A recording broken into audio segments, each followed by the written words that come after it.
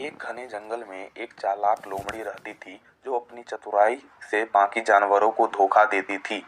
वह जंगल के राजा शेर की गुलामी करता था और उसकी सेवा में लगा रहता था। लोमड़ी का काम था भोले भाले जानवरों को बहकाकर शेर के पास ले जाना ताकि शेर उन्हें अपना शिकार बना सके। बदले में शेर उसे बचा खुचा भोजन दे देता था। इस तरह लोमड़ी अपनी चालाकी से खुद को सुरक्षित रखते हुए और आराम से पेट भरती। जंगल के जानवर धीरे धीरे कम होते जा रहे थे, लेकिन कोई भी यह समझ नहीं पा रहा था कि आखिर शेर तक उनकी खबर कैसे पहुंच रही है। एक दिन एक तेज कतार खरगोश ने लोमड़ी को चुपके से शेर के लिए काम करते देख लिया। वह तुरंत समझ गया कि इसी लोमड़ी की वजह से जंगल के जानवर गायब हो रहे हैं। खरगोश ने अपनी होशियारी से पूरे जंगल में यह खबर फैला दी।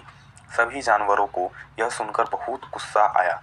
अगले दिन जब लोमड़ी अपने नए शिकार को फंसाने के इरादे से जंगल में आई तो सभी जानवरों ने उसे घेर लिया। उन्होंने मिलकर उसे सबक सिखाया और उसकी चालाकी पर पानी फेर दिया।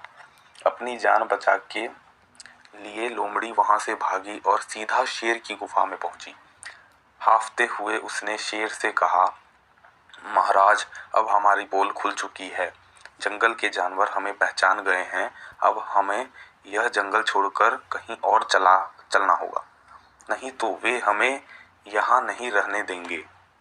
शेर को भी यह सुनकर चिंता हुई, लेकिन अब बहुत देर हो चुकी थी। जंगल के जानवरों ने उनकी साजिश को समझ लिया था और वे एकजुट होकर अपनी सुरक्षा करने लगे। इस तरह चालाक लोमड़ी और क्रूर शेर को जंगल छोड़कर भागना पड़ा। तो दोस्तों, हमें इस कहानी से सीख मिलती है कि धोखा और चालाकी से ज्यादा दिनों तक नहीं चलती। जब मिलकर अन्याय के खिलाफ खड़े होते हैं तो बुराई को हार माननी ही पड़ती है।